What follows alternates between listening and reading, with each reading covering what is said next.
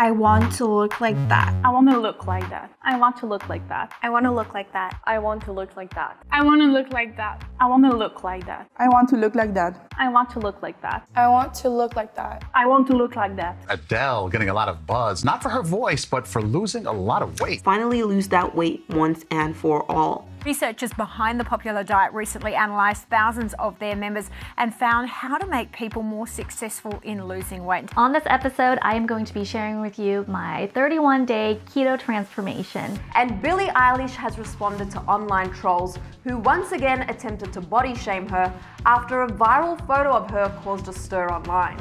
When I was 16, I would look at my body and see something that I didn't believe was beautiful. I didn't look like the girls I would see on social media and would look at my belly with disdain in front of a mirror. I would try to eat only healthy foods for a week or two and then start binging chocolate and chips after because of the restriction. I would run and punish my body with exercise in order to see a different number on the scale.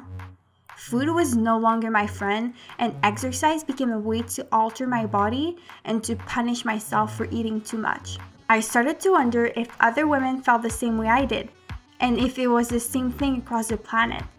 I realized that from Montreal to Japan, I wasn't alone.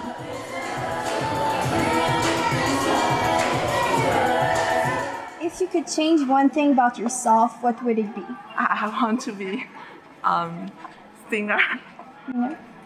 And I want to be Tyler. Physically, my thighs. More positive. J'aimerais être moins timide et plus m'assumer comme je suis. Yeah, I would change my self-confidence. My brain. If you could change one thing about yourself, what would it be? No. I don't like my arms. I don't like my thighs. I don't like my legs. I don't like my brows and I don't like the jawline that's missing. I don't like my eczema. I started a journey to learn more about diet culture, body image issues, eating disorders, and most importantly, the growing movement towards body confidence and inclusion. I spoke to a body image therapist, a non-diet dietitian, a clothing brand, artists, eating disorders associations, a modeling agency, models, women who also struggle with body image, and others involved in creating a positive and inclusive space for all body types. Bonjour, je viens rencontrer Noémie. Oui. So I wanted to know, what does it take physically to become a model? What's the most important is the height. Usually, like for women, we look for a minimum of 5'8", but ideally, I would say between 5'9" up to 6 feet. So that's what we're looking for. We're looking for height. We're also looking at body proportions, and we do have criteria in terms of measurements. So for women, we're looking for a very nice proportioned body.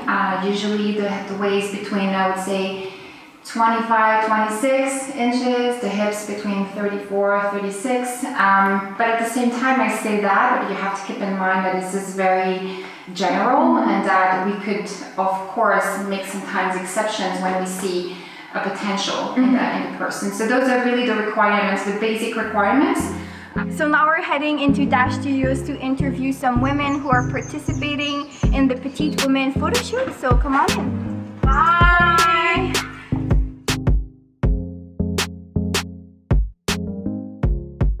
So I've spoken with agents that wanted them, and I'm like, oh, like, what can I do to get in? They look at me and they're like, okay, either you need to lose a lot of weight or you need to gain some because, you know, it's just, your body type's not working, and they're like, you should just stick to being an artist. I feel like there's not enough diversity within the fashion industry, especially whether it comes from body shape, colors. It's always stuck in one demographic, whether it's usually a skinny, tall, white female. You don't usually see people of a shorter length. You don't see people of wider width that are curvy, that have, whether it's a small stomach, a big breast, small breast. small ass, big ass, like there needs to be a wider range because at the end of the day, that's what the world is made of.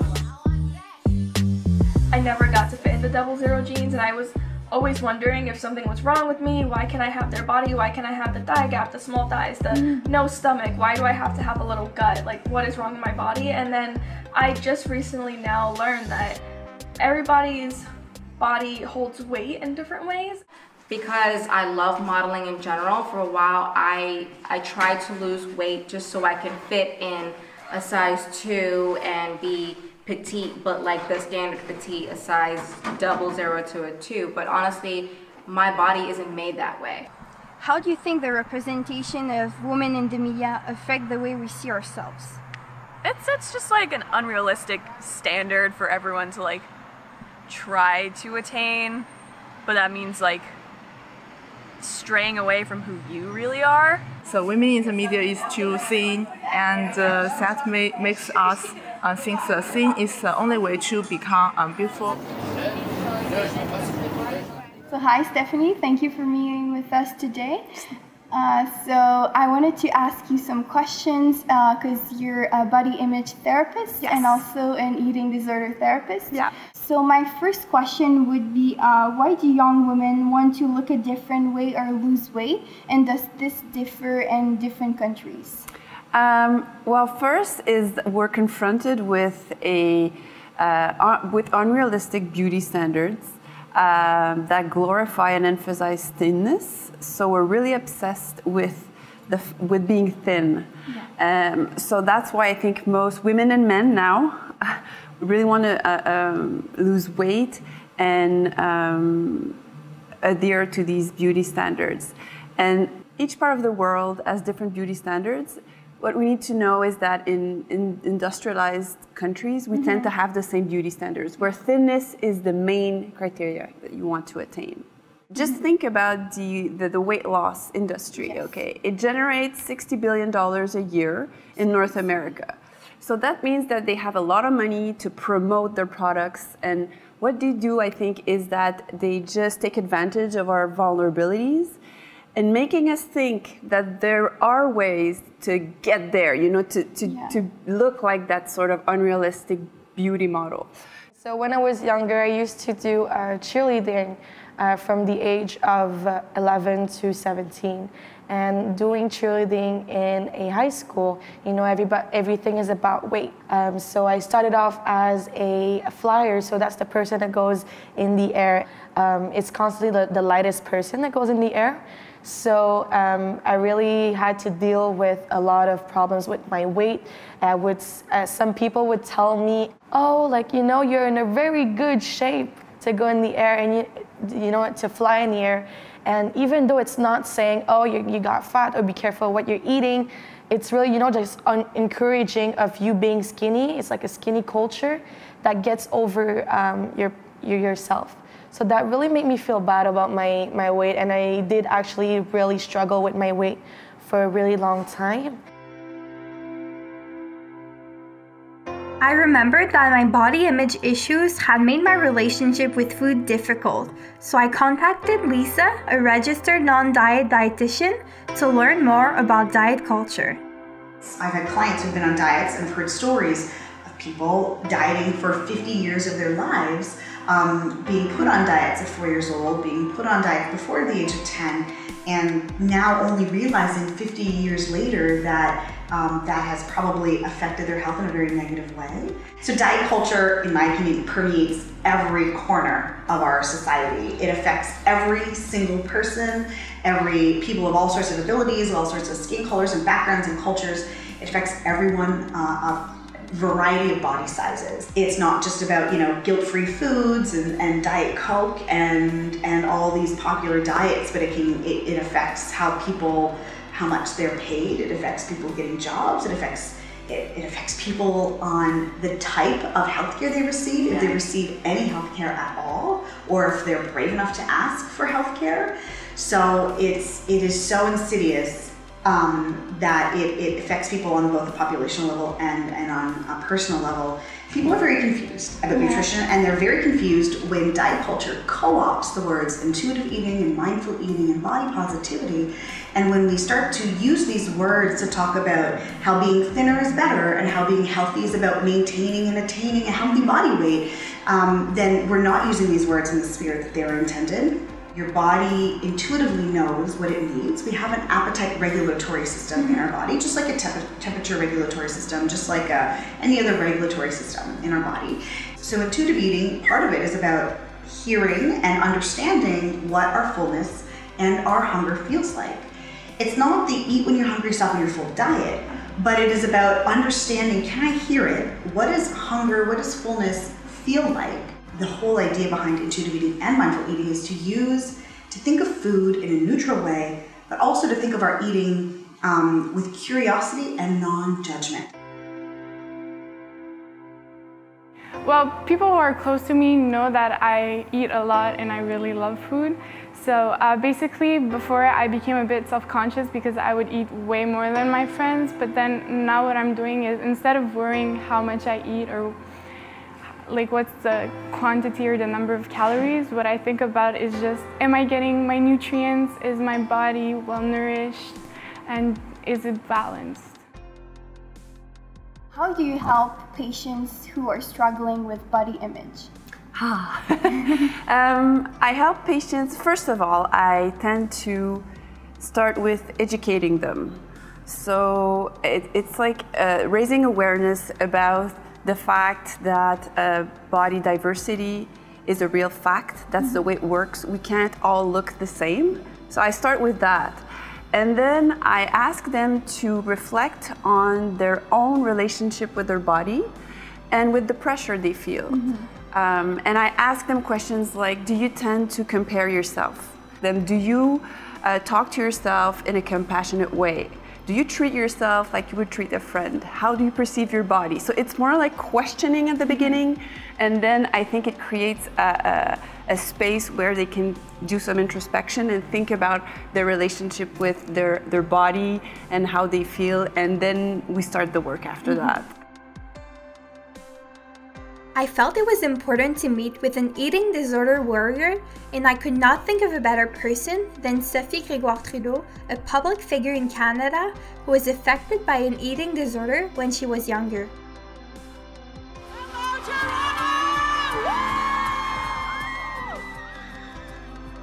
When you're in the midst of your eating disorder or your any kind of compulsion or addiction, I knew I was doing something wrong to myself, but I didn't know how to get out of it because it's a very vicious cycle, and it's difficult to just stop from one day to another. It's not a capricious process. It's very difficult. So I think that I made the decision that it was enough suffering for me.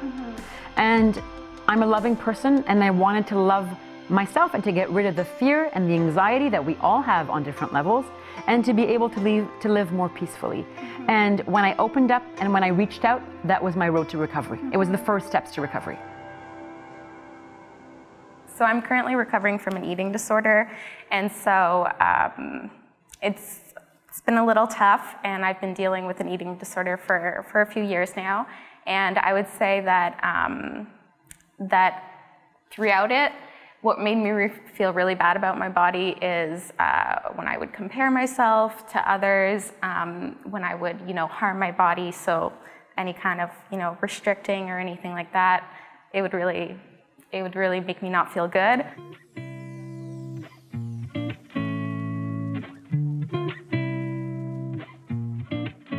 To learn more about eating disorders and the types of resources that are available, I met with the National Eating Disorder Information Center in Canada and the National Eating Disorder Association in the United States. We don't ourselves treat eating disorders, but we do certainly match people with the support that they need. And we treat people all across the spectrum of eating disorders, so anywhere from anorexia, bulimia, binge eating disorder, avoidant restrictive food intake disorder, pica. We have the other specified feeding and eating disorders as well. We're serving individuals and families all across the country. We have a helpline with over 60 volunteers who are helping individuals and caregivers who are affected by eating disorders and really helping them throughout their journey and answering questions. We have an online screening tool which we've developed with the Stanford Washington University Eating Disorders team that has been effective at screening over 100,000 people for eating disorders and detecting their risk factors and then letting them know what next steps are available. I think you could be louder. I said good morning, Philadelphia Needle Walker! Something else that we continue to do and we're really excited about is our national walks. We have them in areas all over the country, and it's really a local opportunity for people to engage with them. Other people who have experienced eating disorders or who are treating eating disorders, and just have a place to celebrate recovery. I asked myself, how can we make sure children grow up to be body confident? So I contacted Dana, who gives workshops and offers one-on-one training to parents who want to raise a body confident child. You know, I'm an eating disorder survivor, and so I started out through my recovery, I started hosting workshops for just people in recovery, people with eating disorders, people with body image issues. And, you know, I was hosting these workshops around the United States. I was traveling doing them. And, you know, at the end of each workshop or the end of each presentation, I would let the group kind of speak. And over and over again, you know, I would ask a question to people and I would say, you know, where did your body image stuff start? And almost 100% of people would say it started when I was young. It started when my mom body shamed me, my dad made fun of my weight, my teacher made me feel other, my coach said that I had to, you know, lose weight before I could play on the team. When I was a child, the first time I had stretch marks, I remember my parents and my grandparents, they were at the same, it was like Christmas or something like that. So there was a lot of people in the house and everybody, they came to see me and they were like, oh my God, you have stretch mark. And I was a kid, so it really shocked me because it was like I wasn't normal. It took me a few years to understand and to learn to love them. So now I love my stretch mark. I have nothing against them. Every time there is a new one, I just embrace it. But it took me a few years, and that came from the people around me, the society that told me it was bad.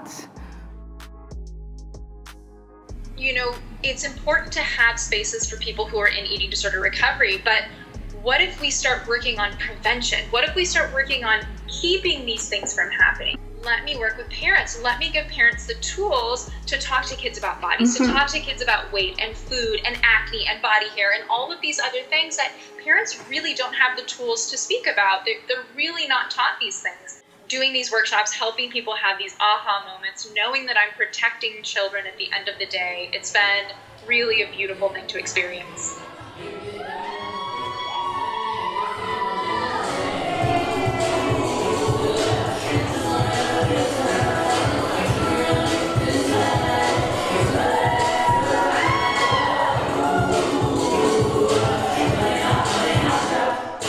So a lot of the times in New York, I was like one of the only or very few big girls in the room.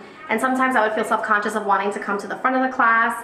Even though I knew I was a good dancer, I just felt at one point like, there has to be more girls like me that want to be in these classes. Like, why am I the only ones? I have friends that like to dance, that want to dance. And so there was a way that, like, for me, I needed to create a space to do that. 1, 2, 3, 4, and 5, 6, 7, 8. What we have here is just a community of small, curvy women who might find it hard to find the perfect pair of pants, and like we want to make that known to the world, like, hey, we exist too, we're just as important as like maybe tall models who have clothes that fit them perfectly. And do you know how hard it is to find jeans that just fit my calves but not my waist? And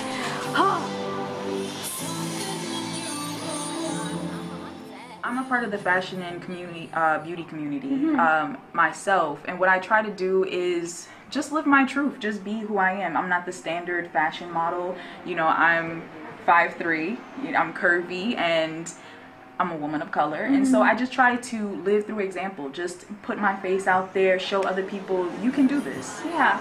I don't think people understand how important representation is. If you're not seeing anyone who looks like you in a wonderful light, then you're going to put yourself down. You're going to internalize that. looking at really like the physical aspect, I think that there's more and more openness to diversity, and I think that we're no longer in the era where the models had to be extremely skinny and fit into sample size. So how has it changed over the years? It's more inclusive now, I believe? I feel so. I think that there's still, things to achieve because like we've come a long way. Yeah. But I also feel that it's a question of trend. There's more and more companies and brands that are looking for that really unique face or unique personality. Mm-hmm. So it's no longer just about the body type or that specific beauty or classical beauty. It's about finding the right personality, and I think that with the revolution that social media are, more and more people and young models have the possibility of promote themselves and their lifestyle and their personality, and I think that more than just a portfolio, that's what brands are looking for now. So that this has definitely changed the game in the past decade. I think you need to clean up your Instagram. Yeah. So for example, think about all these people that you find beautiful and perfect looking. Do they make you feel good when you look at their pictures with Facetune and everything? Maybe not. Try to choose people that inspire you so that you have more people that make you feel good than the opposite. So recently there have been a lot of powerful women in the media, Oprah, Michelle Obama, etc. So I think that as women we see those things and those are like become our icons, and like we start to change ourselves, try to be as powerful as them. Accept our bodies as they are, because there are absolutely magnificent and strong machines of what it means to be human, to celebrate them in all their diversity, and to denounce all the pressures that we feel from the media, from social media, from the TV shows, whatever it is that's putting pressure on us. And it's been making us sadder, more disconnected from who we are. So we have to keep, raising our voices and saying, no, that's enough. I did a whole cleanse of people, like pictures that I would see, and I would think, oh, I want to, get fit again. And after that, I just thought, no, that's not what I want in life, really. All we see now is the whole Kim Kardashian look. It's like the small waist, big butt, small thighs, and it's just not how people really look on a day-to-day basis. And it kind of, going through social media, you see a lot of posts that makes you feel very like a negative way. Everything that I put out with my art, I want to show diversity because not a lot of people see that, and I know growing up I didn't have that. When I put my art, or even just photos in general, I kind of try to make it very raw so people can see that, we're not so different after all. Like, I have your body type, we go through the same struggles.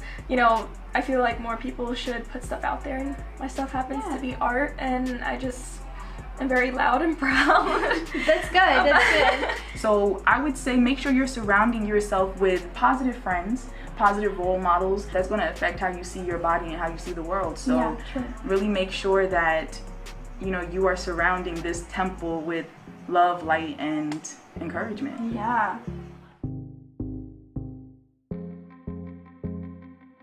And where do you see the modeling industry in 10 years? It's a good question because I've seen that industry change and evolve a lot in the past few years. I think that with the use and the explosion of social media, I think that it will continue down that road. Models have that amazing tool to have a voice, to speak for themselves and to promote themselves. I think that more and more brands will want to work and collaborate with not just a model, but with a person that has that very unique personality or that can go along with the message of the brand.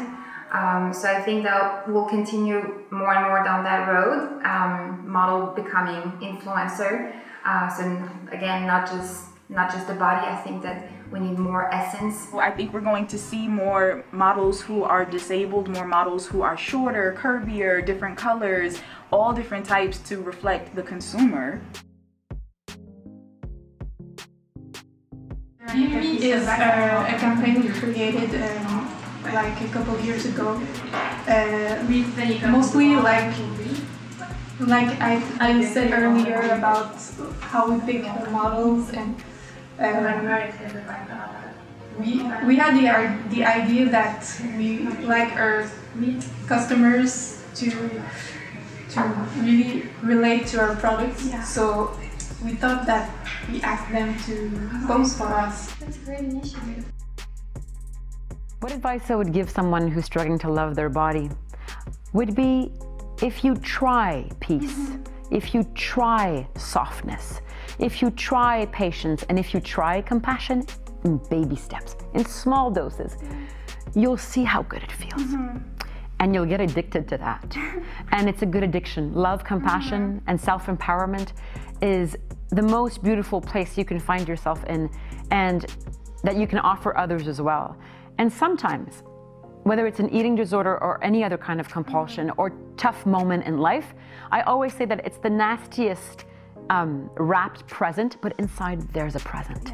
Because that fire that ignites you to find out who you are, what you stand for, and why you're suffering, that's a gift. I think the point is we're all human beings. And we need to stop being ashamed of our bodies and stop letting people tell us what to do with our bodies. And I think a lot of society tells you to really hate your body. Before liking your body, you need to respect it. And for respecting your body, you don't need to love it all the time. It just means that it's yours.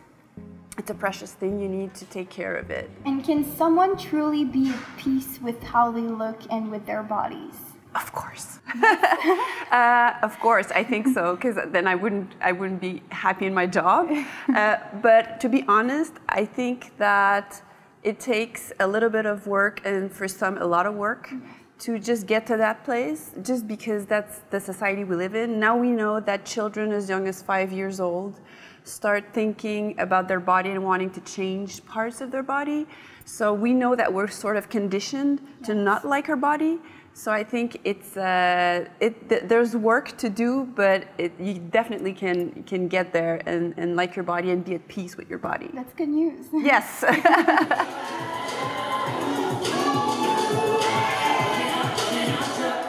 I feel super sexy after taking her class. That's why I keep coming. I told her the more I come, the less clothes I wear. She has us falling in love with every single part of our body, and I love it. Yes, I definitely am more confident, something that I didn't have before. Even when people be like, oh, I don't like the way how you look in this dress, I'd be like, well, I love all of me. So, you know, I don't care, right? I don't care. So I don't let people's negativity about the way how I dress or whatever bother me anymore.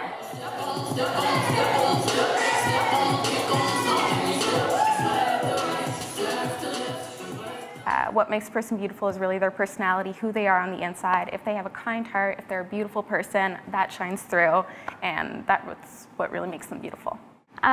What I think makes a woman beautiful is if she can stand up for herself and stand up in what she believes in. With no doubt, self-confidence. You know, when you're in the street and you see a woman walking, straight face, big smile, whatever she may wear, whatever she may look like, you just want to be like that. You just want to have that confidence, and it's so beautiful. Like wear your skin like a luxury item. Be what you want to wear. I am beautiful. I am beautiful. I am fierce. I am fierce. I am balanced. I am balanced. I am abundant. I am abundant. I'm a diamond already. I'm a diamond already. And baby, it's time to shine. My daughter loves to dance, so we're always dancing around, we're always playing. But before she goes to bed every night, we say a prayer and then we do our affirmations.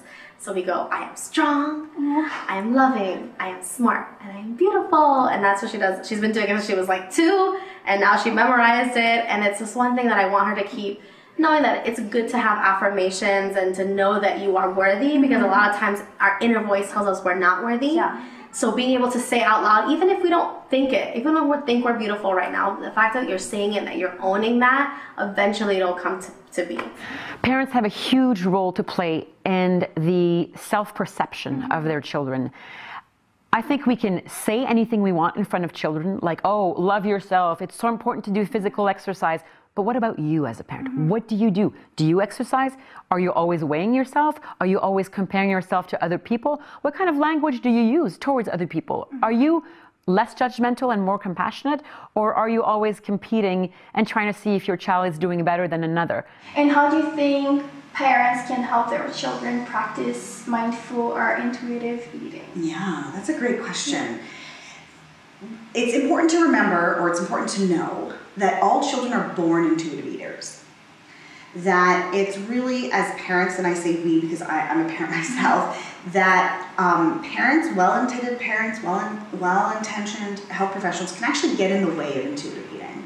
So if you have a very young child who's eating when they're hungry, stopping when they're full, my suggestion would be just get out of their way, quote unquote. Allow the children to take the responsibilities that are theirs to take. And it's our responsibility to decide what we're going to serve and at what times that makes sense to the family and to hunger levels.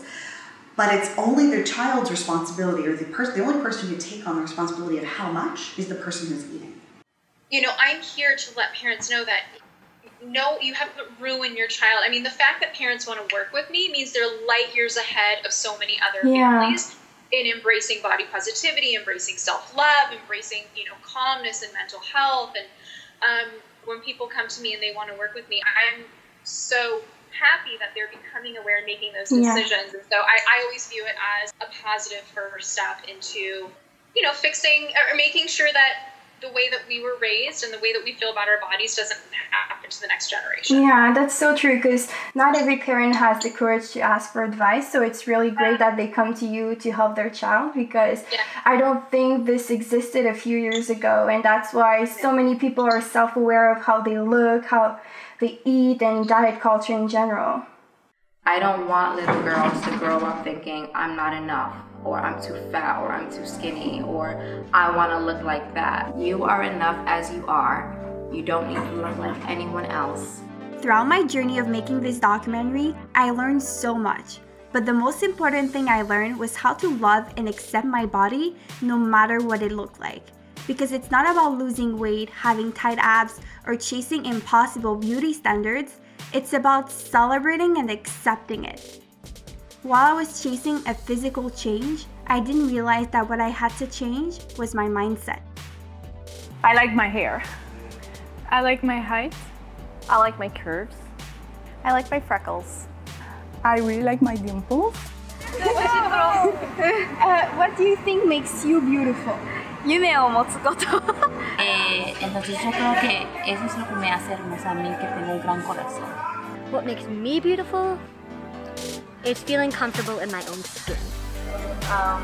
Lovely environment and lovely people. My dumb humor, because I love that about myself. That's my favorite thing about myself. You say that a smile always make me beautiful.